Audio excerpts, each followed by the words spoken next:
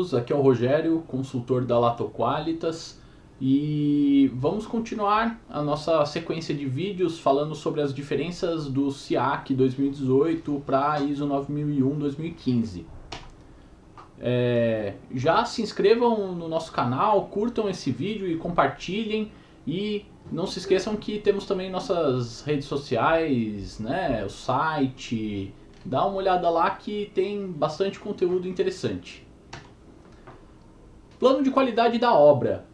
O plano de qualidade da obra, ele foi pensado a princípio para ser um plano de qualidade do empreendimento. Se a gente pensar como funciona essa questão de qualidade, meio ambiente nos outros países, é muito comum que o empreendimento seja certificado e não o sistema de gestão.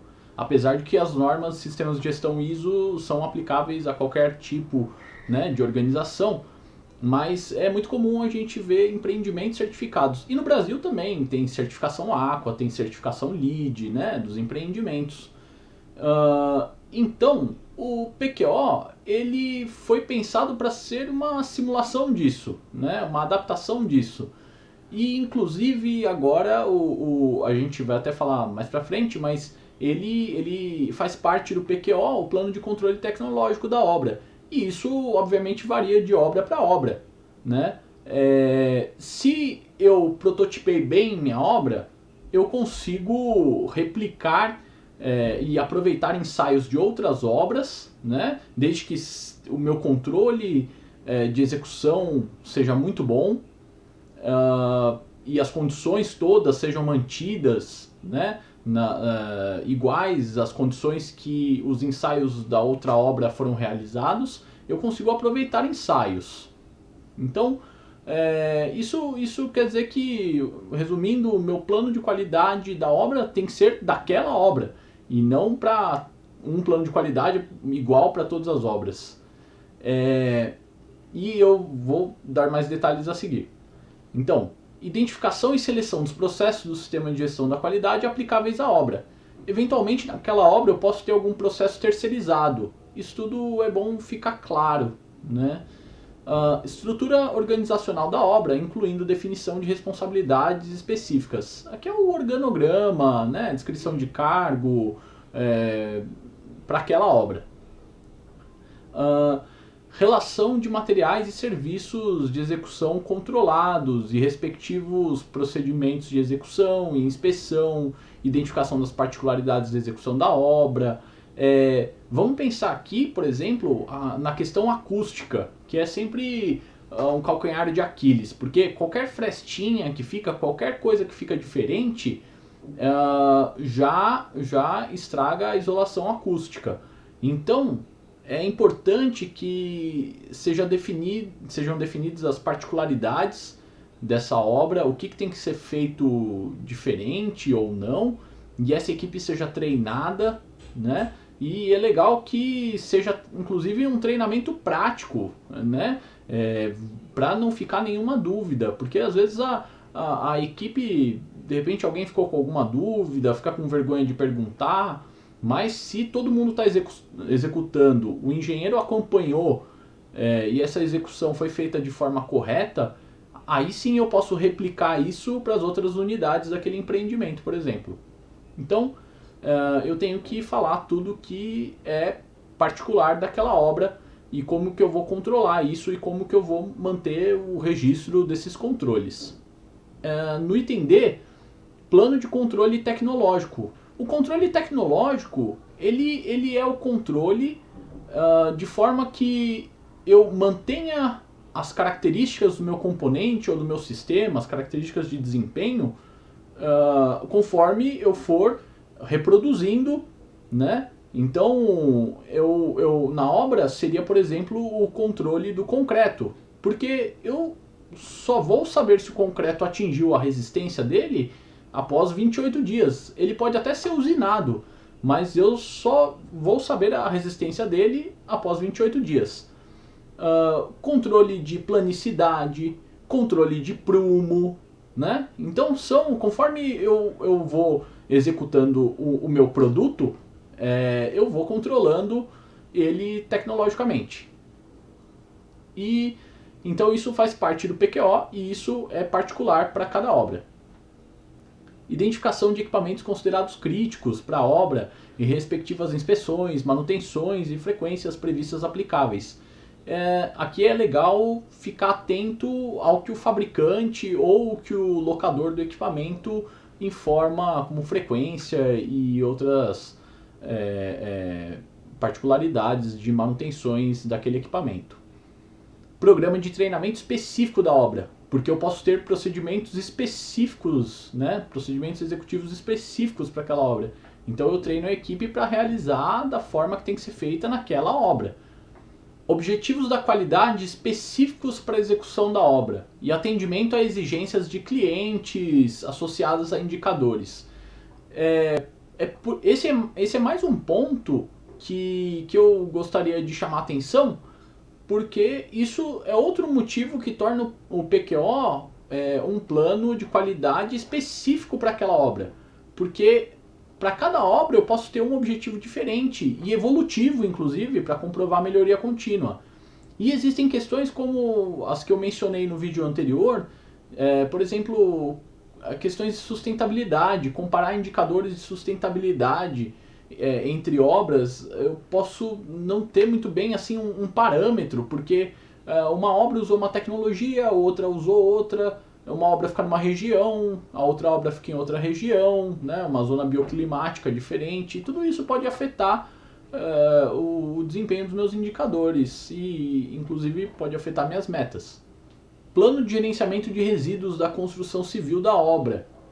Isso daqui já era legislação, né, pela Política Nacional de Resíduos Sólidos. As construtoras já deveriam ter um plano de gerenciamento de resíduos, mas o PBQPH vem e dá uma ênfase nisso e coloca isso como um requisito normativo.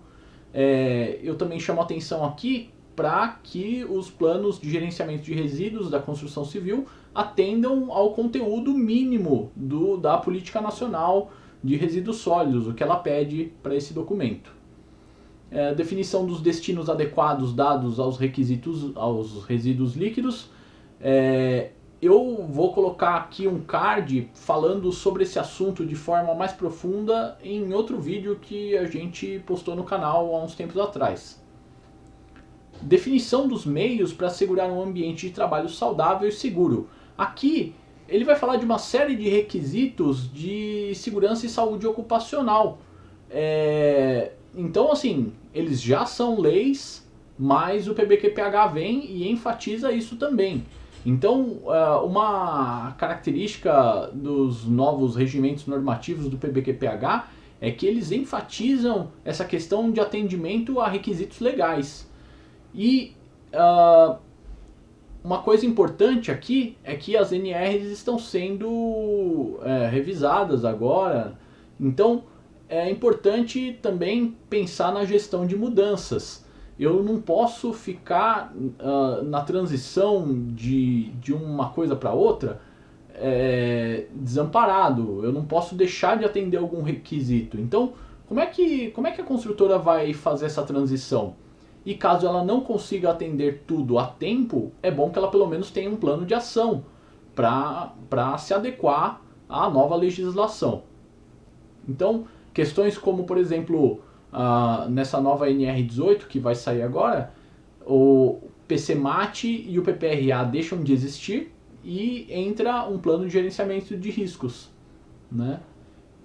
Isso tudo tem que ser pensado, tem que ser planejado. Projeto atualizado do canteiro de obras. Aqui, novamente, não é para ser uma coisa burocrática, não é para ser uma coisa que eu apresento, que eu peço para o estagiário fazer um dia antes da auditoria e apresento para o auditor. Isso aqui é para ser uma coisa prática. Isso aqui a gente tem que pensar, inclusive, no pensamento enxuto, né? Então, assim, no Lean Construction, isso daqui é legal eu evitar deslocamentos desnecessários, evitar processamentos indevidos. Então, eu tenho que usar isso como uma ferramenta realmente de projeto. Eu não quero comprar mais do que eu tenho lugar para guardar ou mais do que eu preciso, eu quero evitar desperdícios. Então, layout do canteiro de obra, o projeto do canteiro de obras, ele é uma ferramenta muito útil para isso. Então, no requisito 8.1.1.1, ele vai falar sobre a norma de desempenho, né? Então, para edificações habitacionais, além do plano de qualidade da obra, eu tenho que ter a norma de desempenho aplicável também. Isso por questões do Código de Defesa do Consumidor. Ele vai falar que eu não posso produzir nada e vender nada fora das leis aplicáveis e na ausência das leis, das normas aplicáveis. Então, a norma de desempenho meio que passa a ter força de lei por causa disso. Ele vai falar aqui, então, além dos requisitos da norma de desempenho, ele chama aqui as FADs e as DATECs, que são fichas de avaliação de desempenho, né? Documentos de avaliação técnica, respectivamente para sistemas convencionais e sistemas inovadores, ou seja, se eu estou usando na minha obra um sistema que não tem nenhuma norma específica, ele é inovador, né? Eu posso utilizar essas fichas para garantir que eles tenham o desempenho adequado naquelas condições específicas de ensaio, naquelas condições que eles foram validados. Se eu replicar igualzinho na minha obra, eu posso utilizar essas fichas. E então a construtora economiza dinheiro com ensaio, se ela conseguir fazer isso, e a construtora também pode utilizar esses dados como dados de entrada no projeto. Eu já tenho uma ideia do desempenho que eu vou ter, qual sistema que eu posso adotar para conseguir, por exemplo, um isolamento térmico adequado, uma isolação acústica. Então eu posso utilizar esses documentos como dados de entrada. Planejamento da execução da obra. A construtora tem que realizar o planejamento, programação, controle do andamento da execução da obra, visando ao seu bom desenvolvimento, contemplando os respectivos recursos. E eu tenho que manter registro desses controles, e a saída desse planejamento tem que ser adequado para a operação da empresa construtora. Planejamento da obra, eu vou pensar cronograma, né? Meu caminho crítico. Eu vou pensar em questões como isso aqui é essencial, na verdade, né? Porque envolve muitas coisas. Eu poderia ficar muito tempo falando só sobre isso, né? Mas assim, por que planejar, né? Porque eu vou evitar retrabalhos, porque eu vou fazer contratações e eu vou talvez dispensar equipes no momento adequado. Porque eu vou fazer tudo com mais calma e eu vou evitar acidentes de trabalho, por exemplo.